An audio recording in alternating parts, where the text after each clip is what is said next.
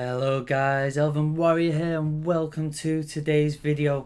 Today I've got another ultimate beginner's guide for the Lizardmen this time. So before we get into it guys, don't forget to hit that like button. Let me know what you're thinking of the videos in the comments. And also smash that subscribe button for me guys. A lot of people currently aren't subscribers who are watching the videos, so make sure you do your part. Hit that subscribe button. Doesn't cost anything to do so just do that. It'll help out the channel so much by doing all of those things, so I really appreciate it. Alright, without further ado, let's get started. Okay, so as you can see, as Hexoatl, they start off here. So if you click on the settlement, it opens up this. So what we have here is the growth bit. So basically what you do, you've got to grow, you've got to get growth via various means. So whether you use the building to get extra growth and things like that, and basically you've got to reach certain criteria and then you'll get a population surplus. So for each population surplus, as you can see, this is to get to level 2. It only takes 1 population surplus, and then 2, 4, and then 5.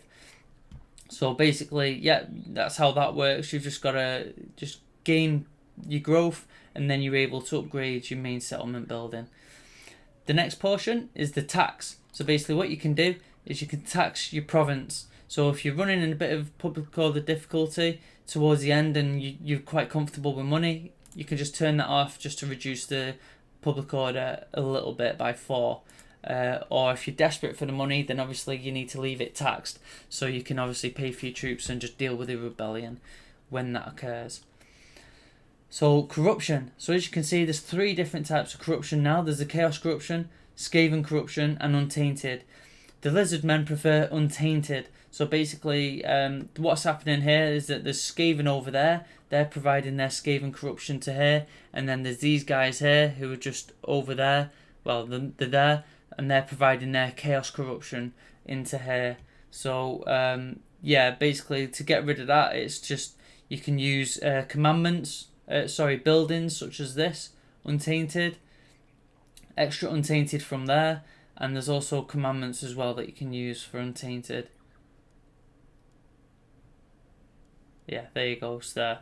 So but we'll get to that in a minute. So yeah, they prefer it to be untainted.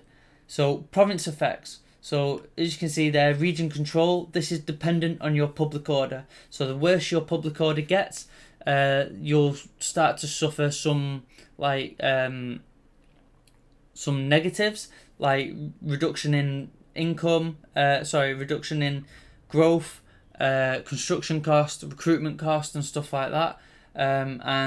But if you get into positive public order, then you start getting buffs. You get buffs to growth, you get buffs to recruitment cost, you get extra recruitment capacity and stuff like that.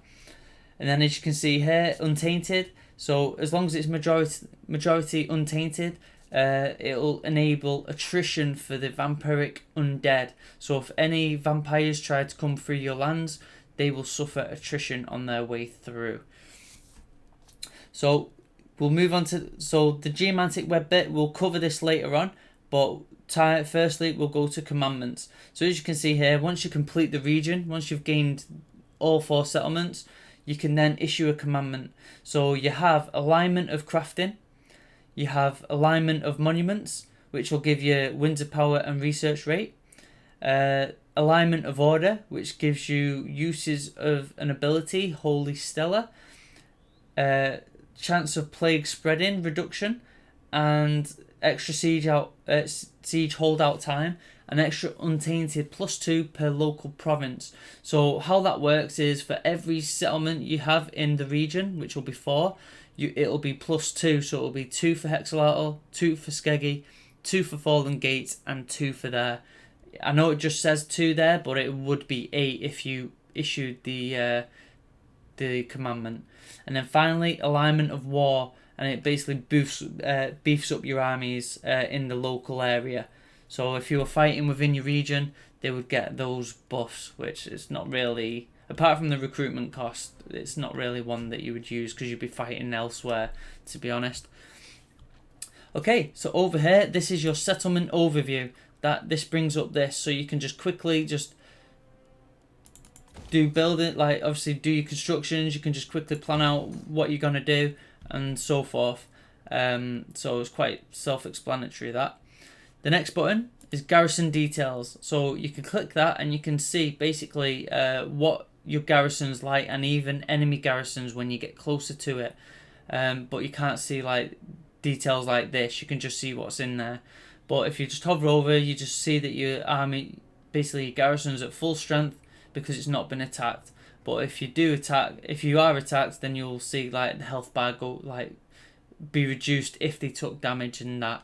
But also just be mindful, if you do confederate, obviously, other lizardmen, your garrisons take a hit as well. So basically they'll take the 5 turns to recover back to full strength. The next button is building browser. So it just brings up a more detailed bit of what this bit is like. So basically what you do, you just click on it and you can just see everything that you can build in this settlement. So again, you can just plan out what you're going to build. Right, I want to build that. You're going to build, you can just plan all your settlements out in advance, which is really, really good. So it's very, very handy to do. So next button is to recruit a lord. So there's 3 options there. You got a Croxigore Ancient, Red Crested Skink, and a Saurus Old Blood. If you do have a legendary lord that's not currently in use, there'll be another tab for that.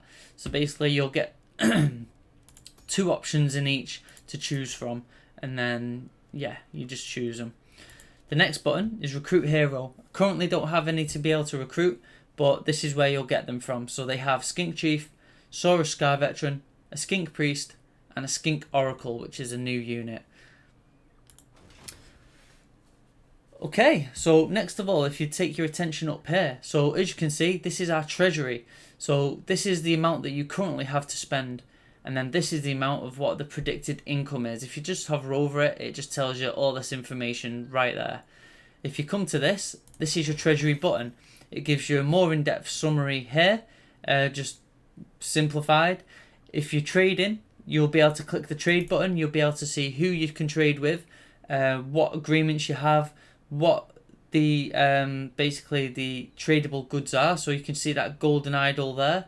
That's a tradable good. You'll be able to see how much you can sell it for. There's spices over there.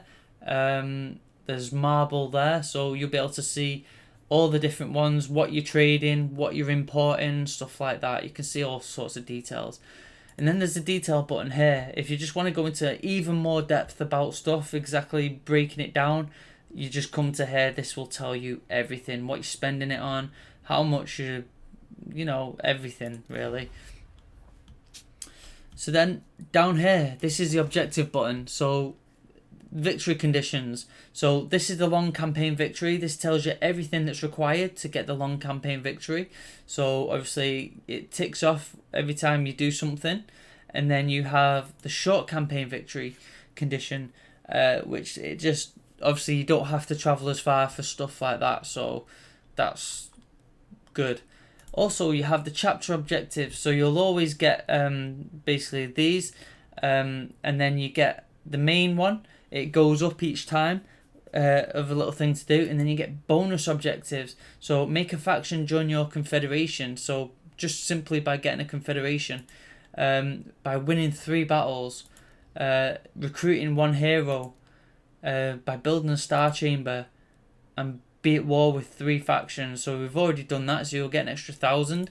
It's just an easy way just to get some easy money. Apart from the confederation one, that'll be difficult. You'll definitely do this before you get the confederation. But yeah, it's just free money. You just keep an eye on them, because I generally used to never really bother with them. Okay, so the next button is diplomacy. So this is where you can, obviously, as it says, diplomacy, you get to see what factions you've met, what you can do with them, whether you can go to war, whether you can trade, or this is where you do everything, build all your relations, get non-aggression packs and everything. So this is where it all happens. Once you get to like the defensive alliance stage, you can then, as long as you've got a common enemy, you can then set a war coordination target against a city or an army. So, but be careful though, because you do have reliability. If you do drop from very high, if you get to like medium and below, you'll struggle to make agreements, and once you get to like low or very low, you'll find that other races will break treaties with you, and they will declare war on you for no apparent reason. Okay, so the next button is the research. So the Lizardmen have got quite a big research tree. You basically, how it works, you've got to get a building to unlock each one, and then basically once you've unlocked that building, like look, you need the skink forging camp, so to unlock that sequence, and then you need a building to unlock these. But it sounds complicated, but it's not. So basically you unlock these, like either one of these first, start doing them, and then once you eventually build the scrying pool to get this, once you've done these three, you can then do that one. But so you know what I mean, if you've unlocked that, that'll stay locked. If you've only done up to there, that'll be locked. And then same with here, once you've built 2 buildings for that one to unlock that, you need to research obviously up to there, then that one, and then you can do that one. But there's some really good stuff in the technology. And then also up here you've got your research rate. There is things you can do to increase the research rate, so make sure you do that, because it just means you can get obviously through your technology quicker, because it is very, very handy. Okay, so you have your rights is the next button. So as you can see, we currently don't have any unlocked, and you've just got to do different things once you obviously in order to unlock them. So, and then it costs money to perform them, and then it has a cooldown time, it has an effect duration time. So yeah, each one has those. So they're really good, especially for the Slam Mage Priest as well. You basically get like a powerful lord, but be careful with them, because they can be killed. So obviously you've got to get them to immortality. So one thing I just want to mention quickly as well is that with the Lizardmen, you can get blessed units. So basically you'll click on that, and it's basically like your Regiment of Renown, where you can get, so if I just click on this, you can see these. It's basically like these, where you can get like units like these, but they're blessed, and they've got like extra special effects and stuff like that, extra bonuses and whatnot. Okay, so this final button over here is the Geomantic Web. So if you click it, as you can see, it brings up this. So if I can click on this as well, this is where this comes into. So the Geomantic Web strength. So we're currently at 2. So you've got this handy little guide here. It's not the greatest to read. Like, I never really understood it at first, but it is a key factor of how the Lizardmen play. You've got to understand it, and you've got to use it to get the maximum benefits out of it. So basically it's a strength 1 if it's ruins or enemy settlements. So each major settlement is linked, okay? So as you can see, Hexoatl is a major settlement, and then you can see this one, it comes to Maku Peaks. This is the next one. This is a ruin, obviously, you can see, point out the obvious. So this is why it's red, it's not connected up, okay? There's another one over here. This is a ruin as well, okay? So hence why it's red, it's at level 1. So you've got like level 2 is if they're owned or neutral settlements, okay? So Cult of Pleasure is over here. So once these become an enemy, it will go to red, okay? And then same over here, there's this one over here, so you're neutral there. So what you've got to do, you've got to get these up as high as you can, because it affects the commandments, you see. So at base level, you get +1 public order, +10 growth, 2% income from all buildings. Get to strength level 2, it increases. Get to strength level 3, it goes up again. Strength level 4, oh, it goes up more. And strength level 5, it's just such a good bonus to have. Extra growth, extra income from buildings, and each one's like that. Extra research rate there, 10%. Some really good stuff there. And you can get -30 recruitment cost from there if you get that to level 5. And now you're asking me, but how do I get this to level 5? Right, okay, so you're currently at level 2, okay? So what you've got to do, you come into your building browser and you see this Geomantic Pylon, okay? You can only build it at tier 3, and every time you upgrade it, you basically boost it, but you can't just do this in one settlement, okay?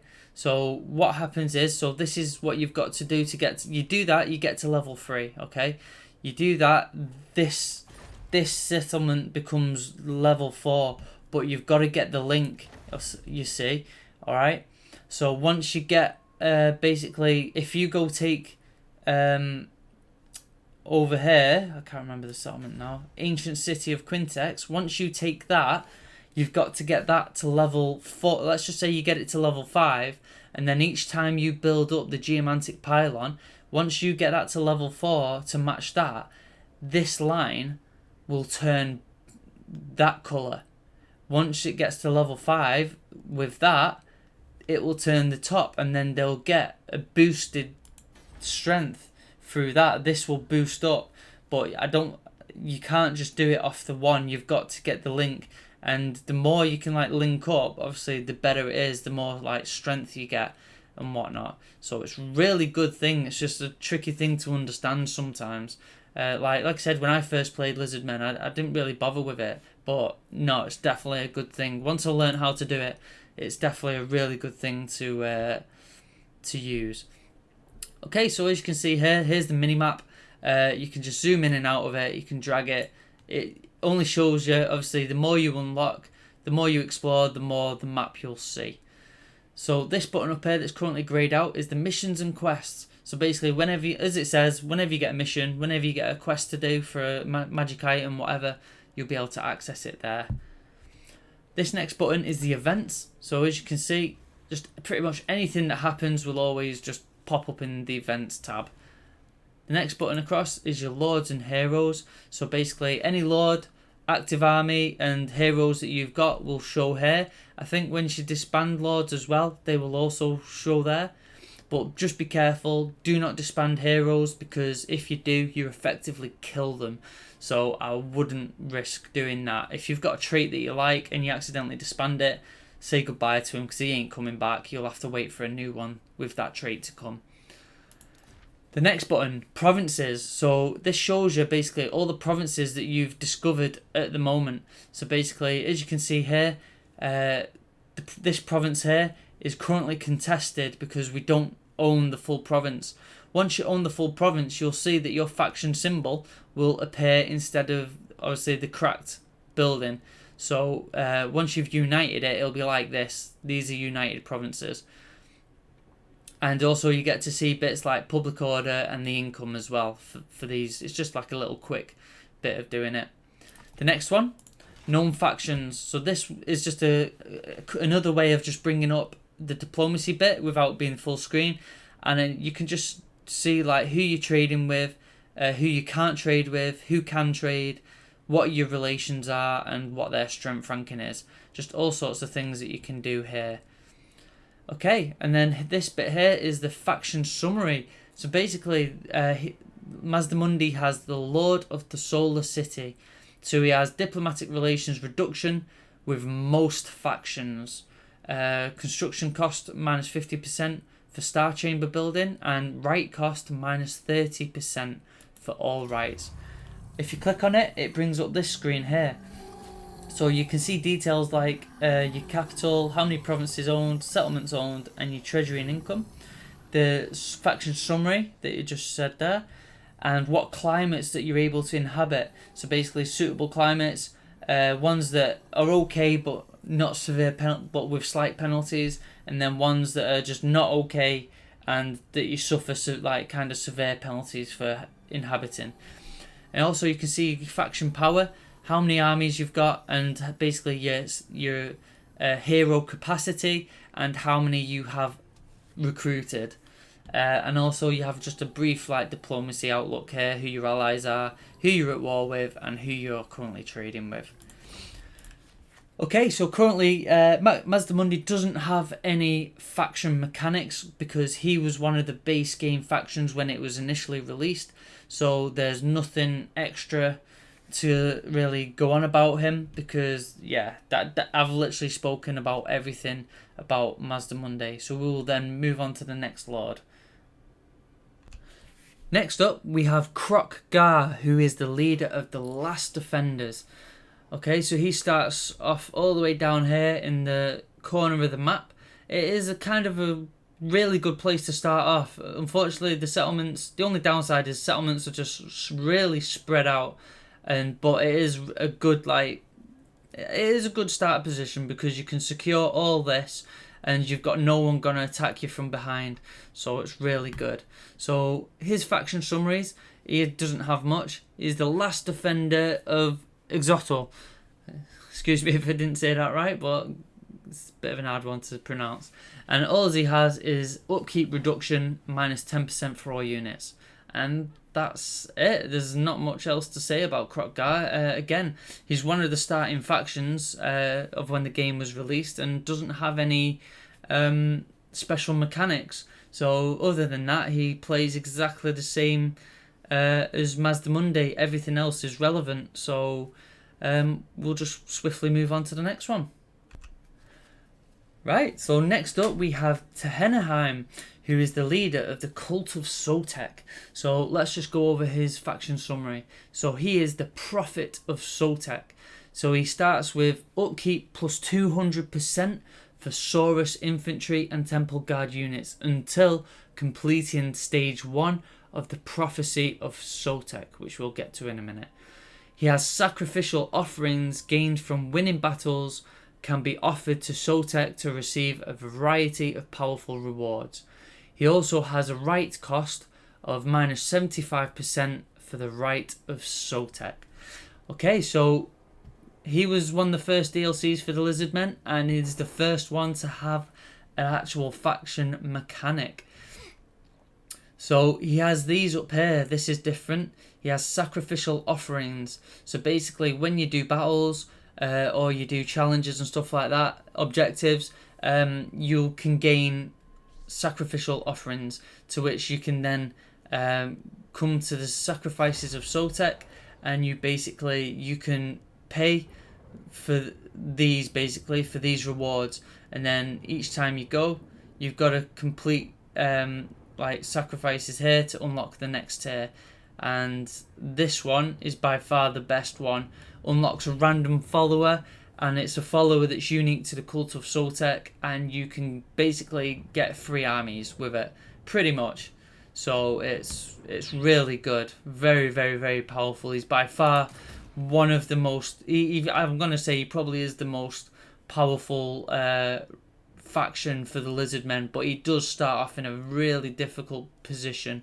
You've just got to get to grips with it. You've got High Elves over here who you can be friendly with. You've got the Awakening who are unfriendly. You've got Skaven that are about. So yeah, and then what he has here, this is the Prophecy of Sotek. So you've got to perform these you've got to get the upgrade requirements, so own the entirety of 2 provinces, and you get sacrificial offerings of 2 plus 200, and you get a good treasury, and you've got to perform 5 actions of the following category. You've got to do tier 2 sacrifices to be able to unlock that, and then each one has basically different things. So basically the next one's the Skaven War, and then you've got to meet the requirements of the previous one. Yeah, so yeah, it's really, really interesting. So there we go. There's the faction mechanics for that one. So time to move to the next one. Okay, here we have Tic-Tac-Toe, who is the leader of Tlaqua. Okay, so there's not much really special to say about him. Let's just go over the faction summary. So he has Master of Skies. He has the Rite of Tsunki, resets the campaign movement range of all armies and characters when performed. Skink heroes start with a Pterodon mount, and campaign line of sight plus 25% all characters. and the Pterodons gain a unique battle ability, which is Drop Rocks of Sundering. Okay, so other than that, he pretty much plays exactly the same as the others. He was a free LC, so yeah, he doesn't really have any special faction mechanics to go off. So we'll just move swiftly on to the next one. Next up, we have Nakai the Wanderer, who is in charge of the Spirit of the Jungle faction. So Nakai is like the most unique Lizardmen Lord going, because he's actually a horde. So he's got a strange like campaign mechanic. So basically were you to like attack this, let's see if we can hopefully auto resolve this. Yep. So just put the hero in just for effect, just to add that extra boost. So just auto resolve this, and we get to dedicate it to one of the temples. So let's just do it to there, and we create a new faction, which is basically our defensive ally. So what he does with this, so let's just go over the faction summary first. So the Wanderer, Nakai's horde unlocks units while other hordes use global recruitment to get access to them. Nakai's vassals occupy the settlements conquered.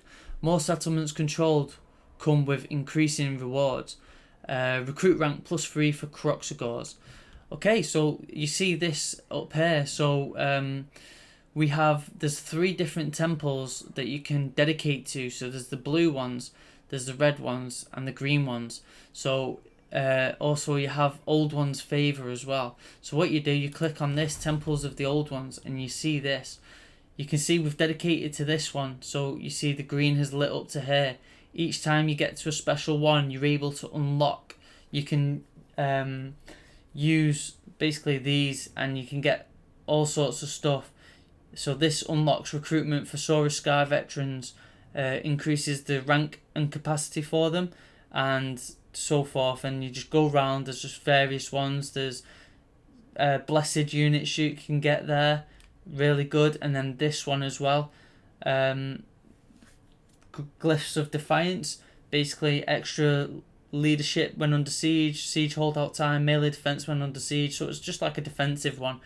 And then gain visibility over all vassal territories, unlock Skink Chief, unlock Skink Chiefs, and then basically again more blessed units. So I think this is how he gains his blessed one. Tribute from vassals +50% because they pay you a tribute. Skink Priests unlock, and then more blessed units. And you can unlock Skink Oracle from there. Recruit rank for Slans increased, and then more blessed units. So his is by far one of the most difficult campaigns to do, because he's just a very, very difficult one to deal with. And you've got you start off very close to Rakarth as well, another legendary lord. So that straight away you pretty much could be at odds with him. Yeah, he doesn't like you. So yes, pretty difficult he is, but can be fun and stressful to do. So that's his mechanic. He has these, and basically I think there's a right way you can get a non-replenishing army of blessed units will spawn for the defenders of the Great Plan at their capital. So there's their capital now, and basically they could get like just one army that'll just doss about and stuff. So that's everything for Nakai. Hang on, I'll just go over the Horde faction just to explain that, because I didn't really explain that very well. So as you can see, it's just like the block. If you see the Dark Elf one, it's like block arcs. It's the exact same kind of thing. They get horde growth, extra recruitment capacity, and also as you get higher up, you can reduce your upkeep of units.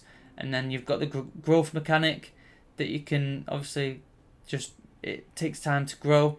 You get population surplus, and then you could just plow it into that. But he can go into his encamp stance at any moment. So even if he's used all of his movement, he can go into encamp stance. And then he's got his buildings here, to which obviously he doesn't make money. He can just basically, you just increase army capacity with that. extra casualty replenishment and upkeep reduction, and then obviously all your buildings to get access to all your units. And then basically when you recruit other lords, they get their recruitment from there, so they can't locally recruit. They have to basically global recruit from Nakai, which is a bit crap, I think.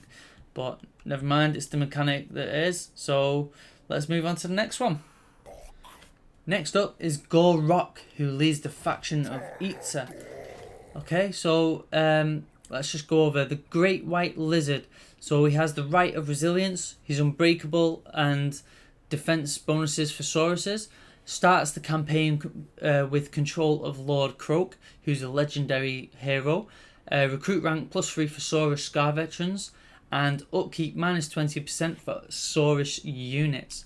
So apart from being able to start off with Lord Croak, there's nothing else really special about him. Again, he's another 3LC Lord who just has the basic mechanics of the Lizardmen. So again, on that note, we'll just swiftly move on. And finally, we have the Ghost of Pahaux, who was led by Hexoatl. So his faction summary is the Returned. So basically he has upkeep reduction of -25% for Skink and Chameleon Skink units, additional 1 melee attack and defense and leadership per experience rank for Skink infantry, additional 1% speed and missile damage per experience rank for all Skink infantry. So his mechanic is is really interesting. He can unlock Silent Sanctums, so he has to gather Lost Sanctum gems to be able to create Silent Sanctums. So it's this button over here, Visions of the Old Ones.